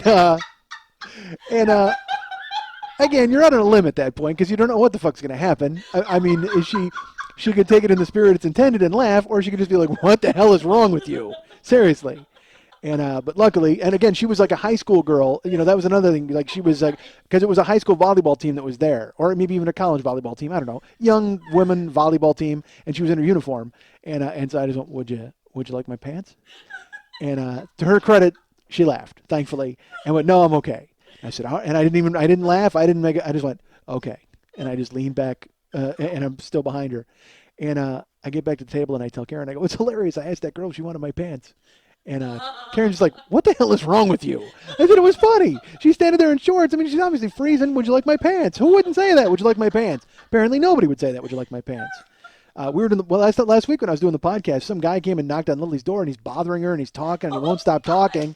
And in my head, I go, you know what, dude? Take your pants off and walk over to the door. I don't know if everybody's head says that, but my head said that. So I'm like, take your pants off, dude, and walk over to the door. It'll be hilarious. And then I go, nah, you can't take your pants off because that's really weird. Like Lily's husband's not here and Karen's not here. All I need is some crazy Three's Company thing to happen. And when I walk over with no pants on and I go, hey, what's going on? And her husband walks in and that's the last episode of the fucking podcast. So I go, all right, so you know what? Take your shirt off, dude. That'll be even funnier. So I did. I took my shirt off and I walked over to and Lily's talking to some guy, some neighbor who's bitching about something. And I walk up and I go, hey, hon, what's the problem? And I got my shirt off. And she just looks at me like, what? Like, she has no idea. And the neighbors then just like, because I thought he was in the foyer. So I thought it was going to be like I was going to come into their conversation. But he's outside, so he can't see me. All she sees is me walk up with my shirt off. Hey, what's happening? And she's just like, she tries to keep it together and still talk to this idiot. And then she comes in, she's like, what are you doing? I almost took my pants off, which would have been hilarious. But I guess, you know what, maybe taking your pants off not as hilarious as I think it is. Although that seems to be a thing, wouldn't it be funny to take your pants off? No, apparently not as funny as I thought it would be. But next time, maybe I think about it. So that's, I guess what I'm saying is I'm constantly a threat to take off my pants. That's something that you should all be thinking about whenever you meet me or see me anywhere. Just think about, you know what, is that guy going to take his pants off in any second?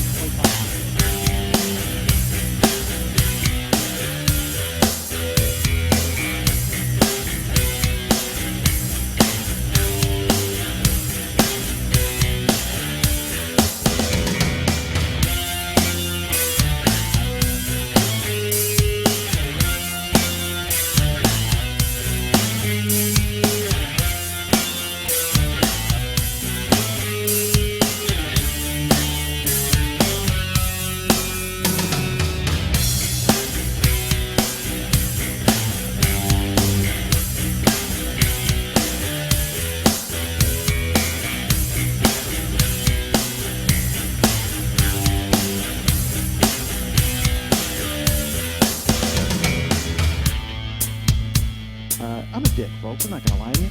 I'm a decent guy. because I am a jerk. And I'm not a jerk.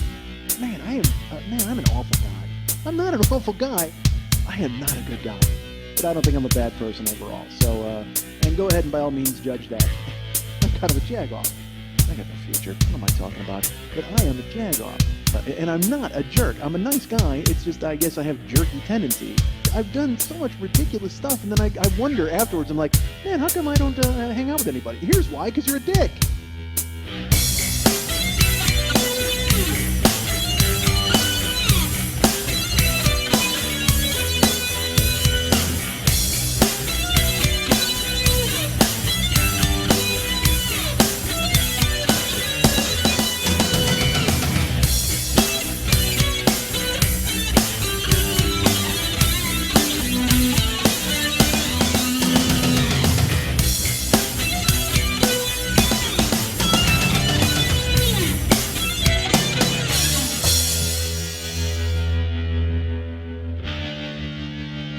You're finished. You're finished. You're finished. You're finished. You're finished. You're finished. You're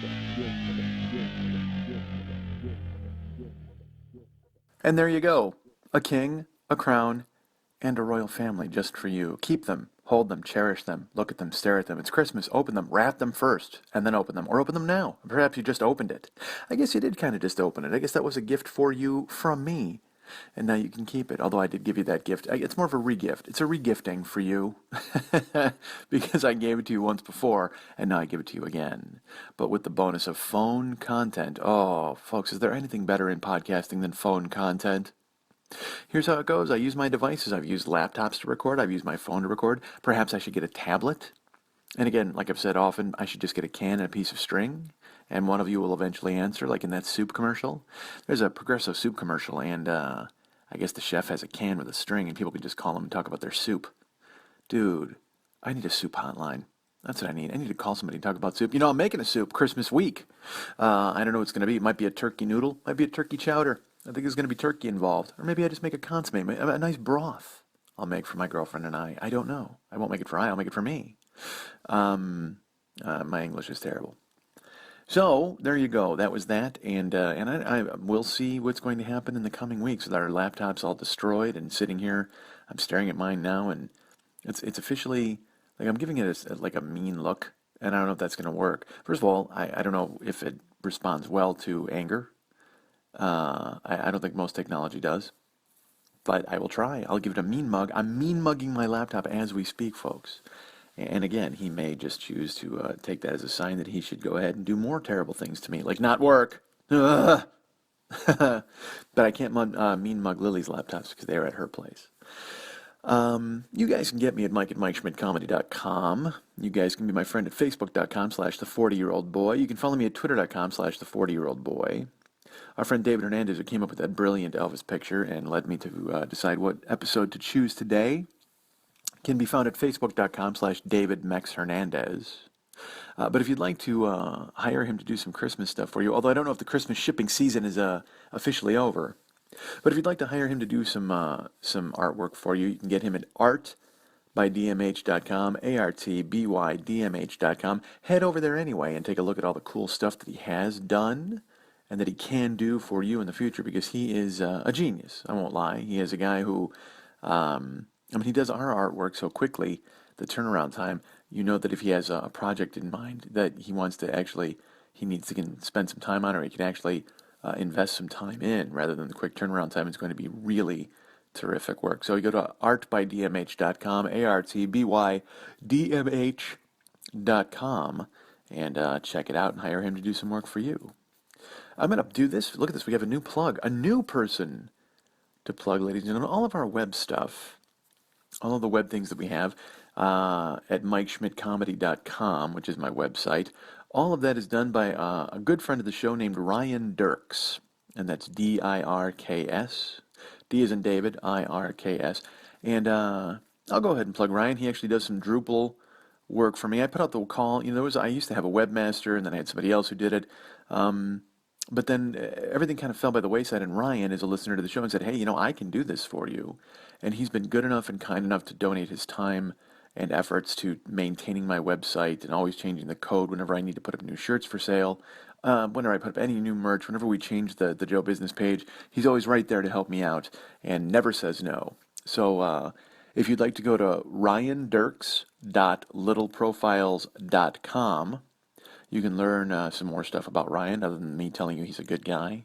Or you can find Ryan Dirks, RyanDirks on Facebook and friend him. And he will be happy to do that. That's Farmer Ryan, because in addition to maintaining my website, he is growing those crops and tilling those fields and plowing those hoes or hoeing those plows. Or I don't know what he's doing. I don't think his wife would want him plowing those hoes. But he runs his farm and he can do web stuff.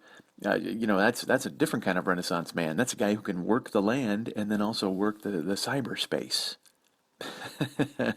ryandirks.littleprofiles.com, or find Ryan Dirks on Facebook and become his friend. And send him a note and tell him thank you for all the cool stuff he does for the show. Our friend Lily Von Stupp is fantastic. She produces this show, among other things, and I will talk about those later. But if you'd like to go ahead and get a hold of her, you can be her friend at facebook.com/Lily Von Stupp. You can follow her at several different Twitter accounts, twitter.com/Lily Von Stupp, twitter.com/Monday Night Teas, twitter.com/HollywoodBQFest, and twitter.com/MNTees, I believe. Off the top of my head, as I sit here, if she were here sitting across from me, she would point at me and tell me the right thing to say. But I'm pretty sure it's twitter.com/MNTees and twitter.com/HollywoodBQFest. But if you'd like to write her a personal note and find out whether or not she actually spilled bleach into her computers to make sure that I wouldn't be sitting into her house all the time on a Wednesday evening and keeping her from doing important things, you can get her at Lily at burlesque411.com. That's Lily, Lili, at burlesque411.com. Oh, hey, is that a 70s Christmas, man? Yeah, man!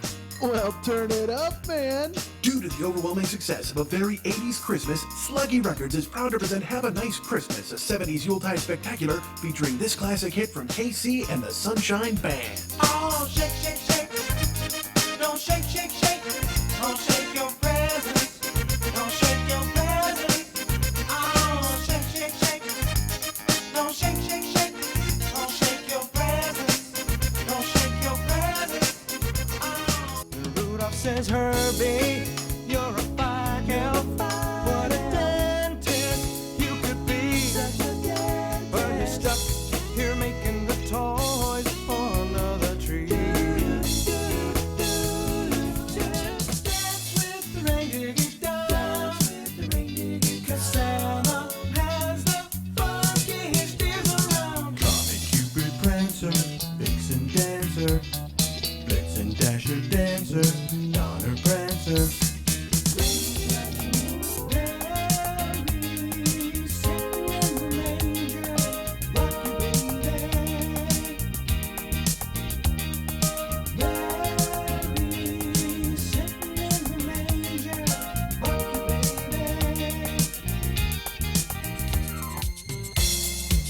Merry Christmas! Merry Christmas!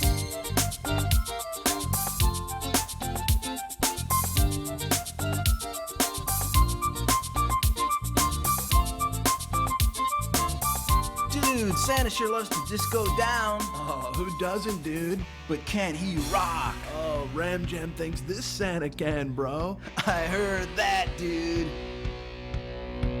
Oh, Black Santa, Ram-a-lam, whoa, Black Santa, Ram-a-lam, Black Santa's on the job, Ram-a-lam, because he's no slouch, Ram-a-lam, all the inner city kids, Ram-a-lam are gonna flip their lids, Ram-a-lam, whoa, Black Santa, Ram-a-lam, whoa, Black Santa, Ram-a-lam. That's just a drunk old fat guy in a red suit, and I don't wanna sit on his lap, telling me the pictures will be so cute, that ain't Santa, and I think you're full of crap. Somebody shout, and they said, spin that funky dreidel, Herschel. Spin that funky dreidel now. Spin that funky dreidel, Herschel. Play with that dreidel and have a happy Hanukkah this year. Man, I can't sleep on Christmas Eve, dude. Neither can the Bee Gees, Love my brother, get scolded by my mother, but I'm staying away, staying away. Wanna try to see what Santa brought for me. I'm staying away, staying away. I'm staying away, staying away. I'm staying away.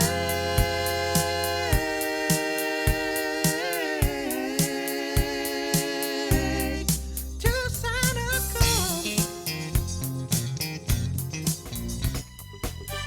Who's a cat with a sack filled with toys upon his back? Santa. Right on. They say this cat Santa's a bad mother. Shut your mouth. I'm talking about Santa. Merry Christmas. He's a complicated man, but no one understands him but his woman, Mrs. Claus. Dude. What, bro? Can I borrow 70s Christmas for my holiday party? No, my brother. You'll have to get it your own self. Here's how. To get Sluggy Records Have a Nice Christmas, call toll-free at 1-800-PET-ROCK. $9.99 for 2 CDs or $300 for 21 reel-to-reel tapes. That's 1-800-PET-ROCK. Order now. Want to remind you guys about the Monday Night Teas every Monday night at the 3 Clubs on Vine at Santa Monica. That's right, it's the 3 Clubs on Vine at Santa Monica. I happen to know the producer of that show. Her name is Lily Von Stupp. She's fantastic. She's not here in my house right now, but she's at her house right now listening in on a can on a string because we have it connected to our houses. That's how we work it. Perhaps I'll do that from now on. I'll just call her on the can on the string. Remember we talked about a can on a string just seconds ago? God damn it, I'm awesome. Lily is the producer of that show. It's an amazing event. It's always fun. Last week's show, I'm sure, went extremely well. We didn't get a chance to discuss it or talk about it. Oh, wait, was it Eddie's birthday show? No. Oh, it was Nikita Bitch Project's birthday show, I believe. And I guess there were some women dressed up as sumo wrestlers battling. There were a couple of geishas. And it was a fantastic show. Standing room only. People loved it. If you go to brownpapertickets.com, you too can join in on the fun at the 3 Clubs, the Monday Night Teas. Go to brownpapertickets.com and look for Lily Von Stupp's name, or just look for Monday Night Teas. And buy any and all tickets for upcoming events to the shows. There's the Charlie Brown XXX Christmas coming up. I think there's going to be another Meat Fest coming up in a couple of months. Please keep your eyes peeled for all of these events. If you want to go to facebook.com/Monday Night Teas, you can join the page and find out about upcoming events and see pictures from past events. Find out all of the amazing performers who've been there. Follow them, go to their pages. Perhaps you can become friends with them. Perhaps you can just go ahead and become a straight-up Monday Night Teas groupie. Be friends with Lily, who produces it. Be friends with Eddie, who's always there working the door and is Lily's boyfriend. He's funny Eddie. Or you can just be friends with all of the performers. Because I know there's nothing women like more than befriending strange men on the internet. So why not step right up and send them a friend request? They can see that little number 1 there lurking, and they'll feel so shameful and guilty they'll have to click on it and become your friend. And then you can ask them all sorts of questions about what it's like to take their clothes off. Good for you. Look at you, you creep. Why would you do something like that? Because I told you to? Do you do everything I told you to do? Really? Well, then let's talk about this. The Joe Business page at MikeSchmidtComedy.com exists. How ridiculous was that transition? We've got the Joe Business page. If you go to MikeSchmidtComedy.com, you can donate to the show. In the upper left-hand corner of every page, there's a little Schmitty. Click on him, and you can donate to the show. That would be great. We'd appreciate it very much. But if you go to the Joe Business page, the donation link is actually in front of little Schmitty as he sits there on the sidewalk selling apples and pencils. It's the brand new Joe Business page. It's hover text and black and white images and fun. So go ahead and check all of that out. There's links for everything. There's tweakedaudio.com, who has supported the show for a long time. Thank you so very much. We appreciate it. There's, of course, artwork available that will be signed by David, who is the painter, Lily, who is the producer, and me, I am the talker. The 3 of us will autograph that and send it off to you. It's a print for you of any of the artwork that you've seen for the show, any of the explosions of id, anything that you think you'd be interested in. Go ahead and order it and tell me, and I will talk to David, and we'll get it all worked up for you. We'll get you a print and squared away and get it signed and sent to you. Please remember, year 1, year 2, year 3, year 4, year 5, and year 6 of this podcast are available individually as individual years or seasons, or you can buy them all collectively as part of the Reservoir Schmidt Dogs box set. And then you'll have all of me, my entire past, in your future. How great would that be? So there's those downloads. The Big Angry CD is available. If you purchase that, I will sign it and I will send it off to you, and you will listen to it, and then you will go, Jesus Christ, why didn't I buy this a long time ago? And you'll look at this autograph and you'll be like, this guy has the best signature in the world. This is a lot of expectations I'm putting on this CD. Just order it. You might like it. How about that? We'll downplay it. Order the CD. I was proud of it, but you may enjoy it, and you may not. But again, I will tell you this: it's worth it just for the artwork and the liner notes. If you play it, But if you look at the cover, oh my God, and the artwork on the CD itself, oh my God, what a package! So go ahead and pick that up. Schmidt Alive 2 is available as a download. This is the recording of me at the 2014 Los Angeles Podcast Festival, and if you purchase it, you're getting the audio and the video of that performance. Not just me talking, you get to see me hopping around and yelling at people and talking on stage. It's $10 for both of them together. It's the audio and video package of Schmidt Alive 2, available right now on the Joe Business page. Go ahead and pick that up, download it, check it out, enjoy it, put it in your ears and take me walking, or put it in your eyes as you sit in front of the desk and marvel at the fact that technology allows me to send myself to you via a link. And also, let's not forget this, folks. It is Yerk Dirt December. That's right, Yerk Dirt December is going on now. Shirts are available for essentially half price. Yerk Dirt shirts, Yerk Dirt shirts are available. It's essentially half price plus shipping. So I think it's $15 for shirts shipped in America, $20 for shirts shipped overseas. And I can tell you that's quite a deal, folks, because I just shipped one to Norway and it was like $11. So look at that. Look at the deal you're getting. And now I got a guy in Norway walking around wearing the shirt, which is weird because Yerk Dirt is actually a curse in Norway. So hopefully nobody reads that out loud, because it's like Mr. Mixelplex, and then this guy will go back into another dimension and I'll have to wear my shirt and explain why he's there. I'm not even going to bother to say his name because I have to fill out. It's so funny. He's in Norway. So, I have to handwrite out the envelope. So the guy, I don't know what they're fucking doing in Norway, but their alphabet wears clothes. There's like an A with a hat on and an O with like a fucking slash through it. It's like, dude, just use letters, all right? Nobody needs symbols and all that bullshit, but apparently in Norway they do. That's why they're eating fish out of a can. That made me laugh.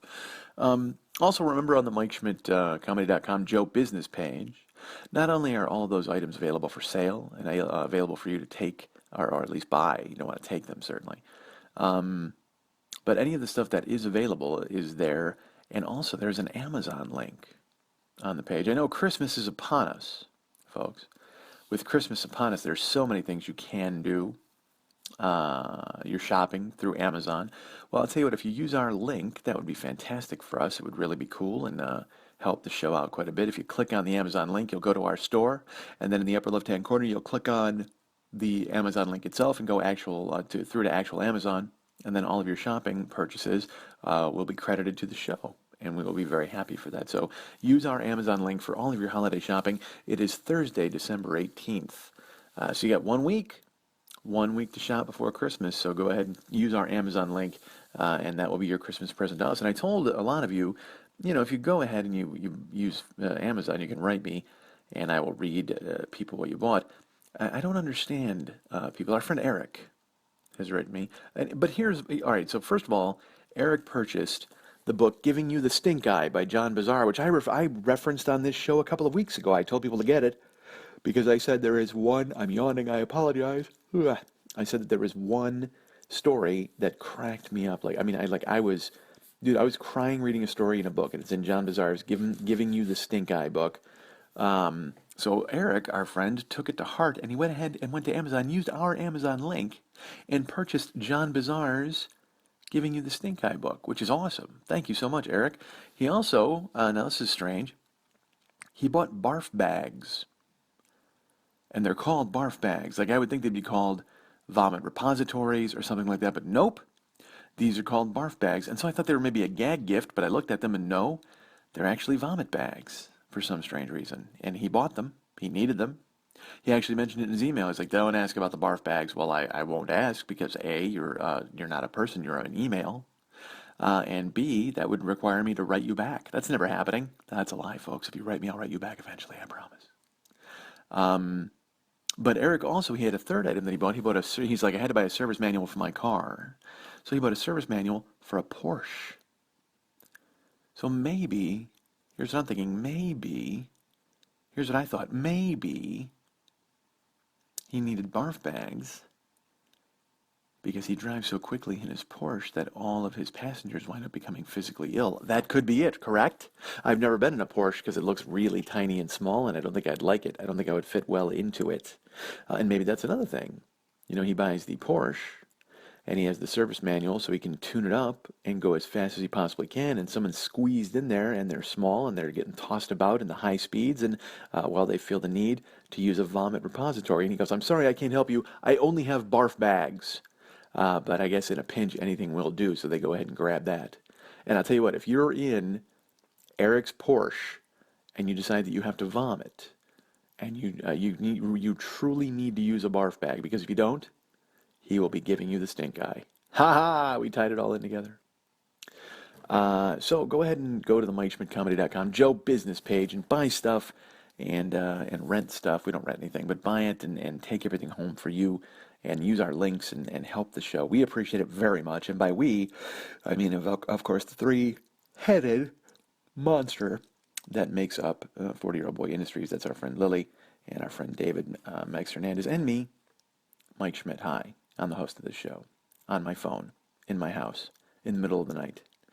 And I'll be honest, I'm not sure how much of this is going to happen going forward. Hopefully, I can get to the Genius Bar, or Lily can, and Mac won't destroy her hard drive, and I need to format my stuff, and I should probably take about fucking 40 cock photos off of my machine before I bring it in. Not that I care, honestly. If they want to go ahead and look at that sort of thing, good for them. And if they want to share it with their friends, feel free, because that's what I'm here for, folks. It just, my face isn't in them. That would be quite an angle. I don't know how I would have to fold myself up to get a face and a cock shot in there, but I'll try. You know what?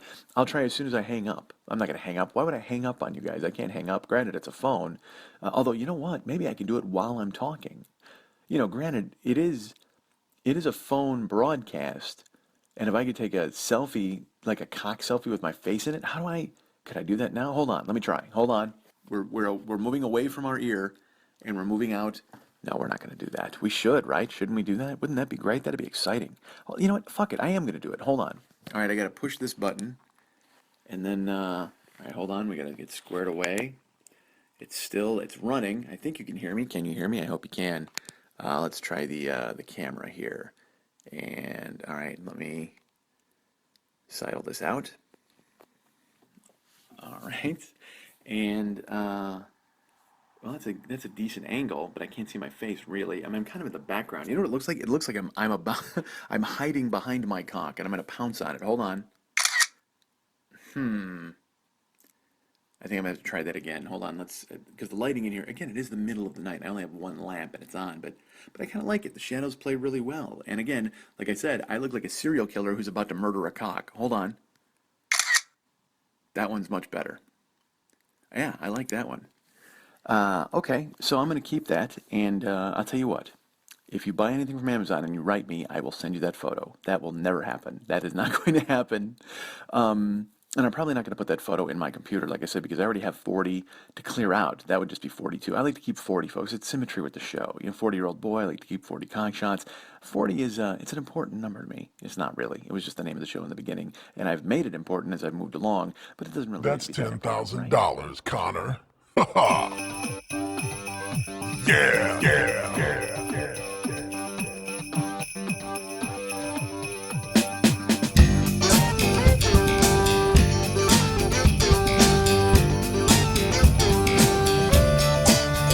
You're a mean one, Mr. Schmidt.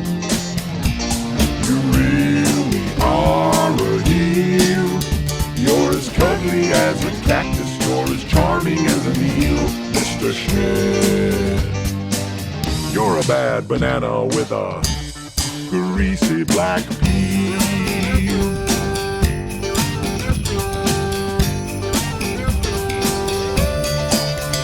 You're a monster, Mr. Schmidt. Your heart's an empty hole. Your brain is full of spiders. You got garlic in your soul, Mr. Schmidt. I wouldn't touch you with a 39.5-foot pole.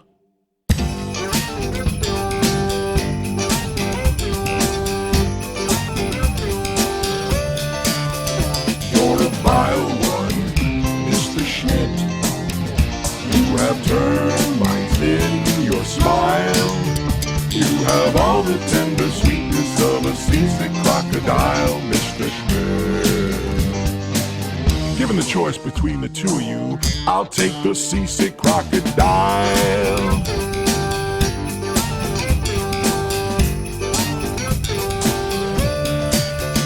You're a foul one, Mr. Schmidt.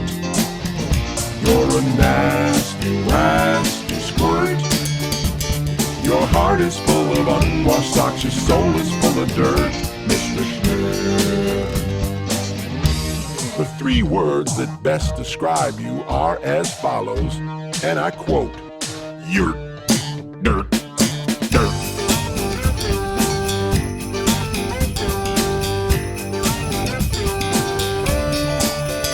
You're the rotter, Mr. Schmidt.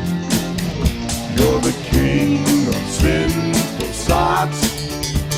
Your heart's a dead tomato squashed with moldy purple spots, Mr. Schmidt.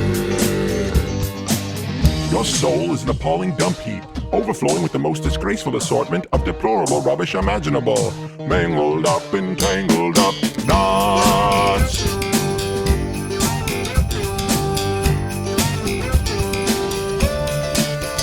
Nauseate, Mr. Schmidt, with the noxious super nos. You're a crooked jerky jockey and you drive a crooked horse, Mr. Schmidt. You're a three-decker sauerkraut and toadstool sandwich with arsenic sauce.